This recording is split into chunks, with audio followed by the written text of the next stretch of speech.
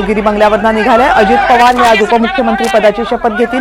6व्यांदा अजित पवार हे महाराष्ट्राचे उपमुख्यमंत्री होत आहेत आणि अजित पवार यांच्या पक्षाला सुद्धा बंडानंतर सुद्धा या निवडणुकीच्या निकालामध्ये मोठं यश मिळालं, जे अजित पवारांसाठी ऐतिहासिक यश आहे। 41 आमदार अजित पवारांचे निवडून आले आणि अजित पवार पुन्हा एकदा देवेंद्र फडणवीस यांच्या मंत्रिमंडळामध्ये उपमुख्यमंत्री म्हणून शपथ घेत आहेत। 72 तासांच्या शपथविधीचा कालावधी सुद्धा धरला तर अजित पवार हे देवेंद्र फडणवीसांसोबत 3ऱ्यांदा उपमुख्यमंत्री होणार आहेत। या अगोदर सुद्धा 2.5 वर्ष या दोघांनी उपमुख्यमंत्री म्हणून काम केले।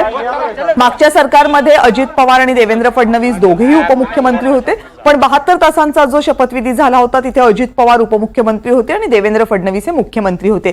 त्यामुळे देवेंद्र फडणवीस आणि अजित पवार हे मुख्यमंत्री उपमुख्यमंत्री पदाच्या भूमिकेमध्ये पुन्हा एकदा महाराष्ट्राला पाहायला मिळणार आहेत। सह्याद्री अतिथीगृहाकडे अजित पवार सुद्धा रवाना झालेले आहेत। अमित शहा हे सह्याद्री अतिथीगृहावर आहेत, त्याच दिशेने देवेंद्र फडणवीस सुद्धा रवाना झालेले आहेत। त्यामुळे काही वेळातच हे सगळे नेते सह्याद्री अतिथीगृहावरच भेटतील। तिथेच अमित शहा यांच्यासोबत त्यांची एक बैठकही होईल आणि तिथूनच हे सर्वजण आझाद मैदानाकडे शपथविधीच्या मुख्य कार्यक्रमासाठी रवाना होतील। अजूनही एकनाथ शिंदे हे वर्षा निवासस्थानाहून बाहेर पडलेले नाहीयेत। काही वेळातच एकनाथ शिंदे यांच्या गाड्यांचा ताफा सुद्धा वर्षा या निवासस्थानावरून रवाना होईल। एकनाथ शिंदे हे अतिथीगृहावर थेट जात आहेत की विमानतळावर जात आहेत पंतप्रधान मोदी यांच्या स्वागतासाठी, याबाबत मात्र अजूनही स्पष्टता नाहीये। खरं तर वर्षा हे सरकारी निवासस्थान आणि सह्याद्री अतिथीगृह याच्यामध्ये अंतर खूप नाहीये, अंतर खूप कमी आहे आणि हे सगळेच नेते एकाच ठिकाणी एकत्र भेटून कदाचित एकत्रितपणे आझाद मैदानावर जाऊ शकतात।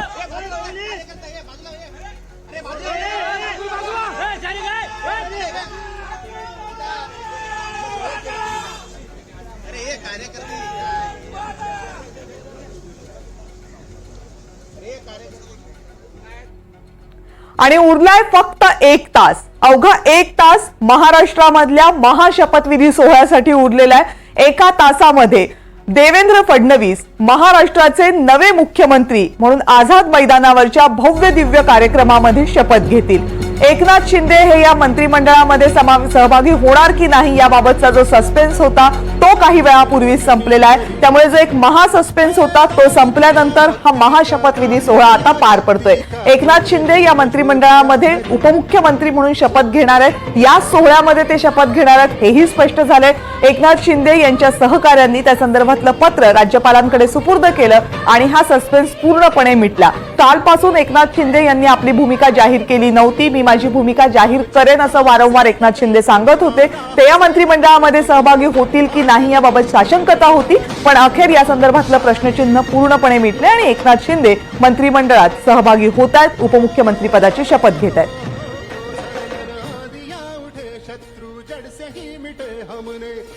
आणि सह्याद्री अतिथीगृहावर सध्या बैठक सुरू झालेली आहे। केंद्रीय गृहमंत्री अमित शहा यांच्या उपस्थितीमध्ये ही बैठक होते। या बैठकीचा नेमका अजेंडा काय असणार आहे, कोण कोण या बैठकीमध्ये सहभागी होणार आहेत, या सगळ्या संदर्भातली सविस्तर माहिती जाणून घेण्यासाठी जुईकडे पुन्हा एकदा जाऊयात। जुई, अगदीच कविता, शपथविधी सोहळ्यासाठी काही तास शिल्लक असताना सह्याद्री अतिथीगृहावरती बैठक सुरू आहे। केंद्रीय गृहमंत्री अमित शहा इथे आले आहेत, त्यासोबतच राजनाथ सिंह आहेत, भाजपचे अध्यक्ष JP नड्डा हे देखील सह्याद्री अतिथीगृहावरती आले आहेत। मात्र देवेंद्र फडणवीस हे अजून इथे आलेले नाहीत। अशी माहिती मिळत होती की देवेंद्र फडणवीस हे सह्याद्रीवर जाणार आहेत, मात्र अजूनही देवेंद्र फडणवीसांचा ताफा हा सह्याद्रीच्या दिशेने आलेला नाही। केवळ हे 3च भाजपचे जे केंद्रीय नेते आहेत ते सह्याद्री अतिथीगृहावरती पोहोचलेले आहेत। देवगिरी बंगल्यावर अजित पवार काहीच वेळामध्ये निघतील, एकनाथ शिंदे देखील काही वेळामध्ये निघतील, मात्र हे 2 नेते देखील इथे येत आहेत का थेट आझाद मैदानावर जात आहेत शपथविधी सोहळ्याच्या ठिकाणी, हे पाहणं महत्त्वाचं राहणार आहे। भाजपला खूप मोठं बहुमत मिळालं आहे, बहुसंख्या मिळाली आहे आणि त्यामुळे त्यांचा जो हा शपथविधी सोहळा आहे तो थाटामाटात होत आहे आणि त्यासाठी सर्वच जे केंद्राचे नेते आहेत ते आज इथे आलेले आहेत। 3 नेते त्यापैकी इथे सह्याद्रीवरती पोहोचलेले आहेत। मात्र देवेंद्र फडणवीस, एकनाथ शिंदे आणि अजित पवार यांची बैठक अमित शहांसोबत होणार अशी माहिती मिळत होती, मात्र अजूनही देवेंद्र फडणवीस इथे पोहोचलेले नाहीत। शक्यता वर्तवली जाते की देवेंद्र फडणवीस हे थेट आझाद मैदानाला जातील जिथे त्यांचा शपथविधी सोहळा आहे। आता अमित शहा JP नड्डा हे एकत्र बसलेत, त्यांची बैठक सुरू आहे आणि कदाचित कोणकोणती खाती कोणाला द्यायची यावरती देखील चर्चा आधी केंद्रीय नेत्यांमध्ये केली जाऊ शकते आणि त्यानंतर जे राज्याचे नेते आहेत त्यांच्यामध्ये ही चर्चा केली जाऊ शकते. कविता, म्हणजे आताची अपडेट अशी आहे की देवेंद्र फडणवीस हे सह्याद्री अतिथीगृहावर पोहोचलेले नाहीये. देवेंद्र फडणवीस हे कदाचित थेटपणे आझाद मैदानावर जाऊ शकतात, पण देवेंद्र फडणवीस यांचं सरकारी निवासस्थान आणि सह्याद्री अतिथीगृह याच्यामधलं अंतर साधारण किती आहे जुई? किती वेळ लागू शकतो त्यांना पोहोचायला?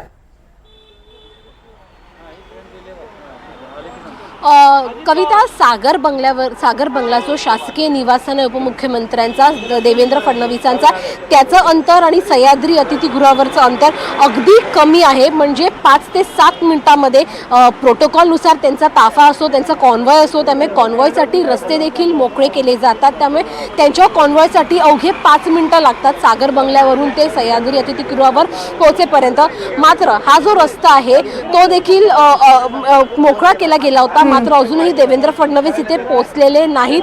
त्यांचा ताफा कदाचित शक्यता वर्तवली जाते की थेट आझाद मैदानावर गेला असेल. आपण इथल्या ज्या स्थानिक पोलिसांना जे इथे आहेत त्यांना विचारलं तेव्हा त्यांचे देखील हेच म्हणणं आहे की देवेंद्र फडणवीसांचा ताफा अद्याप सह्याद्रीवर पोहोचलेला नाही, कदाचित ते आझाद मैदानालाच गेले असतील.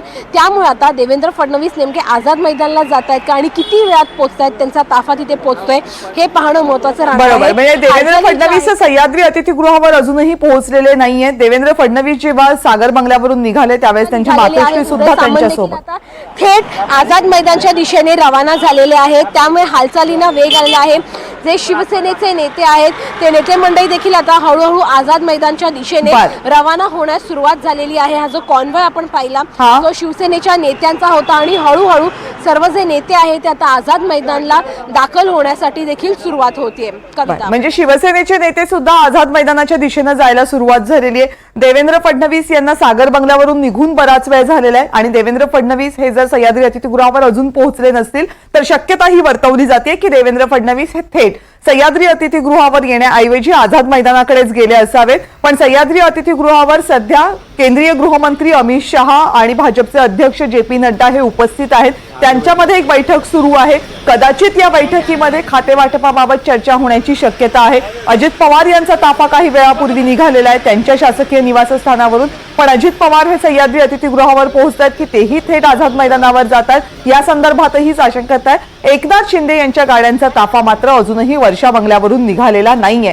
त्यामुळे तीनही नेते जे शपथ घेणार आहेत त्यापैकी 2 नेते हे आपापल्या निवासस्थानावरून बाहेर पडलेले आहेत, पण एकनाथ शिंदे अजूनही आपल्या निवासस्थानावरून बाहेर पडलेले नाहीये. 3 मंत्र्यांचा शपथविधी आज होणार आहे, ज्यामध्ये मुख्यमंत्री म्हणून देवेंद्र फडणवीस, उपमुख्यमंत्री म्हणून एकनाथ शिंदे आणि अजित पवार हे शपथ घेणार आहेत.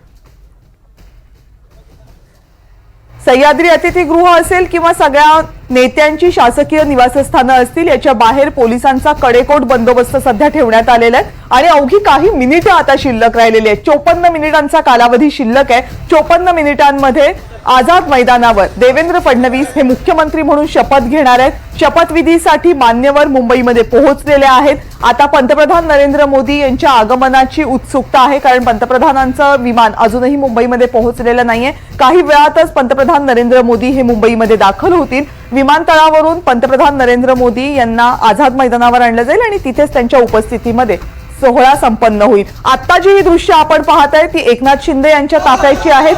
देवेंद्र फडणवीस, अजित पवार यांच्यानंतर एकनाथ शिंदे हे सुद्धा आपल्या निवासस्थानावरून निघालेले आहेत. आता एकनाथ शिंदे हे सह्याद्री अतिथीगृहावर थेट जातात की आझाद मैदानावर कार्यक्रमाच्या ठिकाणी जातात या संदर्भात अजूनही माहिती देण्यात आलेली नाही अधिकृतपणे, पण कदाचित एकनाथ शिंदे हे केंद्रीय गृहमंत्र्यांना भेटून आझाद मैदानावर जाऊ शकतात. एकनाथ शिंदे यांनी निघत असताना माध्यमांच्या दिशेनं हात केला आणि आपण कार्यक्रमासाठी निघाला असल्याचं सुतोवाच केलं. एकनाथ शिंदे यांच्या गाड्यांचा ताफा हा वर्षा निवासस्थानावरून आता रवाना झालाय. त्यामुळे देवेंद्र फडणवीस, अजित पवार आणि एकनाथ शिंदे हे आता कार्यक्रमाच्या ठिकाणी जाण्यासाठी रवाना झालेत. त्यांच्या सोबतच शिवसेनेचे जे सगळे महत्त्वाचे नेते आहेत, जे आमदार आहेत निवडून आलेले, ते सुद्धा आझाद मैदानाच्या दिशेनं या अगोदरच रवाना झालेत. एकनाथ शिंदे यांच्या ताफ्याचे हे दृश्य. आताही एकनाथ शिंदे हे महाराष्ट्राचे काळजीवाहू मुख्यमंत्री आहेत, त्यामुळे मुख्यमंत्र्यांसाठी जो सगळा प्रोटोकॉल पाळला जातो तो सगळा सध्या एकनाथ शिंदे यांच्यासाठी पाळला जातो आणि याच पोलिसांच्या गराड्यामध्ये, सुरक्षा व्यवस्थेमध्ये एकनाथ शिंदे यांच्या गाड्यांचा ताफा वर्षा या मुख्यमंत्र्यांच्या शासकीय निवासस्थानावरून रवाना होतोय. नाही देणार बाबा.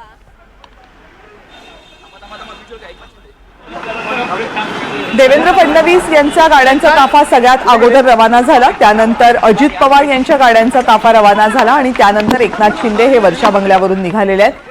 एकनाथ शिंदे हे या मंत्रिमंडळामध्ये सहभागी होणार की नाही हा सगळ्यात मोठा सस्पेन्स होता कालपासून. कारण काल तीनही नेत्यांची जेव्हा एकत्रित बैठक झाली त्या बैठकीमध्ये एकनाथ शिंदे यांनी आपण या मंत्रिमंडळामध्ये सहभागी होणार की नाही या संदर्भातला निर्णय नंतर सांगू असं कळवलं होतं. निर्णय संध्याकाळपर्यंत सांगू असं एकनाथ शिंदे म्हणाले होते, पण संध्याकाळपर्यंत निर्णय आला नाही, रात्रीही निर्णय आला नाही. दुपार उलटून गेली तरी एकनाथ शिंदे या कार्यक्रमामध्ये असणार की नाही हे स्पष्ट नव्हतं, पण तो सस्पेन्स आता संपलाय. सचिन तेंडुलकर सध्या या कार्यक्रमासाठी उपस्थित झालेत, सपत्नीक. याशिवाय उद्योग विश्वातलं मोठं नाव कुमार मंगलम बिर्ला हे सुद्धा या कार्यक्रमासाठी उपस्थित झालेत. विविध मान्यवरांना, विविध क्षेत्रातील मान्यवरांना या कार्यक्रमासाठी निमंत्रणं धाडण्यात आलेली आहेत आणि वेगवेगळे मान्यवर या कार्यक्रमामध्ये सहभागी होण्यासाठी सध्या पोहोचत आहेत. आपले प्रतिनिधी अक्षय कुडकेलवार आता आपल्याला या सगळ्या संदर्भात आणखी माहिती देण्यासाठी आपल्या सोबत आहेत. अक्षय, आपण बघतोय एकनाथ शिंदे अखेर हो नाही करता करता उपमुख्यमंत्री पदाची शपथ घेणार असल्याचं जाहीर झालं. एकनाथ शिंदे हे आझाद मैदानाच्या दिशेने रवाना झाले. असं सांगितलं जात होतं की सह्याद्रीवर एकनाथ शिंदे हे जातील आणि अमित शहा यांच्यासोबत चर्चा करतील, मात्र तसं झालं नाही. काही वेळापूर्वीच त्यांचा ताफा वर्षा निवासस्थान, जे काही दिवसांनी कदाचित त्यांना सोडावं लागू शकतं, त्या निवासस्थानावरनं निघाले आणि आता शपथविधी सोहळ्याला हजर राहतील. शपथविधी सोहळ्यात सहभागी होण्यापूर्वी एकनाथ शिंदे आझाद मैदानावरतीच देशाचे पंतप्रधान नरेंद्र मोदी यांचं स्वागत करतील आणि हे तीनही प्रमुख नेते नंतर मंचावर जाऊन शपथ घेतील. आजचा सगळ्यात जास्त हाय व्होल्टेज प्रकार जो घडत होता तो वर्षा निवासस्थानी घडत होता आणि अगदी काही वेळापर्यंत एकनाथ शिंदे उपमुख्यमंत्री पदाची शपथ घेणार की नाही हे अस्पष्ट होतं. मात्र आता सगळा सस्पेन्स संपलाय आणि एकनाथ शिंदे हे उपमुख्यमंत्री पदाची शपथ घेतील. मात्र असं झालं असलं तरी आता विस्ताराच्या चर्चा उद्यापासून सुरू होईल आणि वाटाघाटी उद्यापासून सुरू होईल आणि आणखी रंगत या महाराष्ट्राच्या राजकारणाची वाढताना बघायला मिळेल. निश्चितच कोणकोणत्या नेत्यांना समाविष्ट केलं जाते मंत्रिमंडळामध्ये, कोणत्या खात्याची जबाबदारी कुणाकडे दिली जाते या संदर्भातली उत्सुकता अजूनही आहे. कदाचित त्याला उद्यापासून सुरुवात होईल, पण आता मंडप भरायला सुरुवात झालेली आहे. आझाद मैदानावरचा जो मंडप शपथविधी सोहळ्यासाठीचा प्रमुख मंडप आहे, जिथे मगाशी काही गर्दी दिसत नव्हती तिथे आता मात्र गर्दी दिसायला सुरुवात झाली. अजय अतुलचा विशेष कार्यक्रम इथे सुरू आहे. अजय अतुल यांच्या आवाजातली गाणी त्यांच्या प्रत्यक्ष उपस्थितीत पाहायला मिळणं हे तिथे उपस्थित असलेल्या सगळ्यांसाठीच एक पर्वणी आहे. या कार्यक्रमाचं खास आयोजन या सोहळ्याच्या निमित्तानं करण्यात आलं होतं. ही आसन व्यवस्था आहे, येणाऱ्या सगळ्या मान्यवरांच्या नावाने आसन व्यवस्था तयार करण्यात आलेली आहे. प्रत्येकानं कुठं बसायचं याची विशेष व्यवस्था करण्यात आलेली आहे. महाराष्ट्र सरकारचे अनेक प्रतिनिधी सध्या सगळ्या पाहुण्यांचं स्वागत करतात आणि पाहुण्यांना त्यांच्या त्यांच्या आसन व्यवस्थेपर्यंत पोहोचवतात. क्रिकेट क्षेत्र असेल, उद्योग क्षेत्र असेल, सिनेमा क्षेत्र असेल, यातले सगळ्या क्षेत्रांमधले विविध मान्यवर या कार्यक्रमासाठी उपस्थित आहेत. परदेशी पाहुणे सुद्धा काही या कार्यक्रमासाठी आमंत्रित करण्यात आलेले आहेत, ते सुद्धा या कार्यक्रमाला सध्या उपस्थित झालेले पाहायला मिळतात. सांस्कृतिक कार्यक्रमांचं आयोजन करण्यात आलेलं आहे. अजय अतुलच्या गाण्यांची मेजवानी या कार्यक्रमामध्ये उपस्थितांना सध्या अनुभवायला मिळते.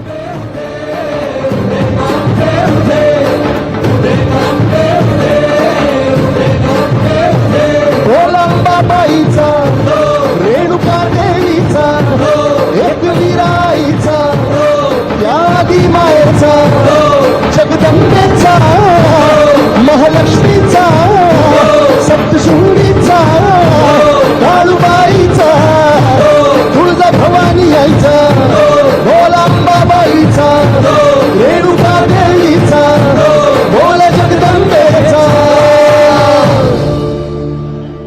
धन्यवाद धन्यवाद. आणि आता प्रतीक्षा आहे ती प्रमुख पाहुण्यांच्या येण्याची.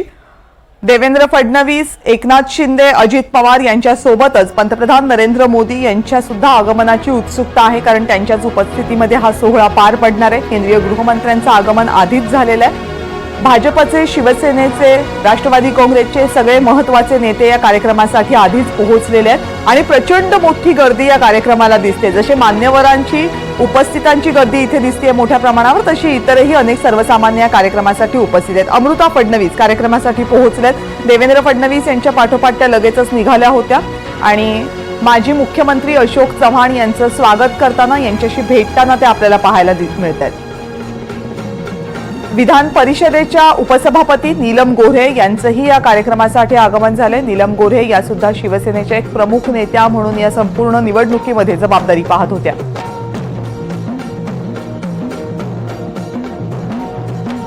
लोकमत समूहाचे प्रमुख आणि राजकीय क्षेत्रामधलं एक मोठं नाव विजय दर्डा हे सुद्धा या कार्यक्रमासाठी उपस्थित आहेत.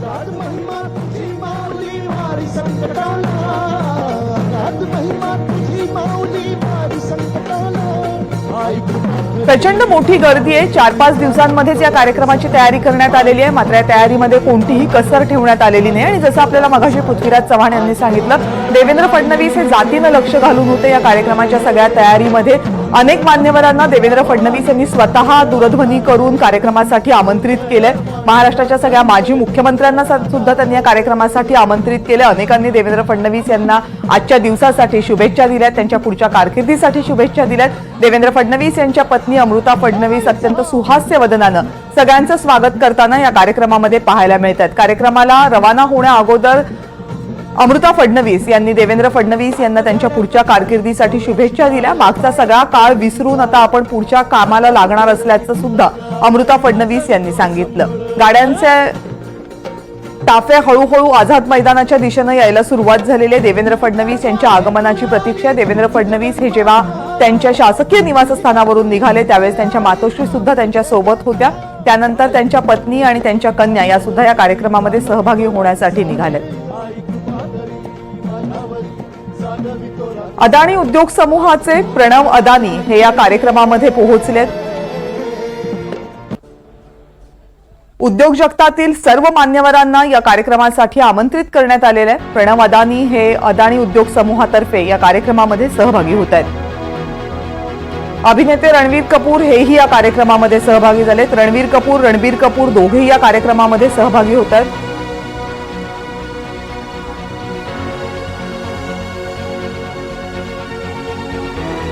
रणबीर कपूर आणि रणवीर सिंग यांच्या उपस्थितीप्रमाणेच बॉलिवूडमधील अनेक जण या कार्यक्रमासाठी उपस्थित आहेत. जॅकी श्रॉफ हे देवेंद्र फडणवीस यांची भेट घेण्यासाठी त्यांच्या निवासस्थानीच पोहोचले होते.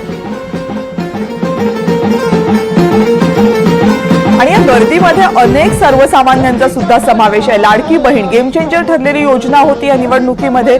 या योजनेचा लाभ मिळालेल्या अनेक लाडक्या बहिणी या कार्यक्रमामध्ये उपस्थित असाव्यात अशी पंतप्रधानांची सुद्धा इच्छा होती. आणि त्याच दृष्टीनं अनेक महिलांना या कार्यक्रमामध्ये बोलवण्यात आलेल्या आहे. गर्दीमध्ये महिलांचे चेहरे खूप दिसत आहेत. ग्रामीण भागामधनं आलेल्या सुद्धा अनेक महिला या कार्यक्रमाच्या ठिकाणी सध्या पोहोचत आहेत. आणि प्रत्येकाची धडपड आहे की हा कार्यक्रम आपल्याला प्रत्यक्ष पाहता यावा.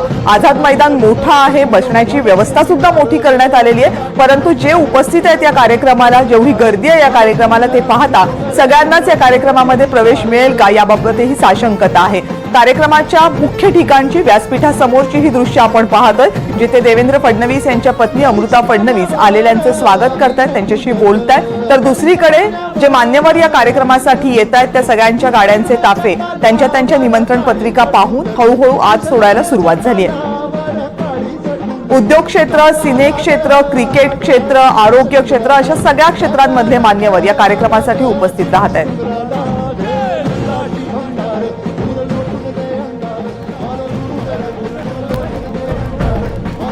सचिन तेंडुलकर आणि त्यांच्या पत्नी सारा तेंडुलकर यांच्याशीही अमृता फडणवीस यांनी संवाद साधला.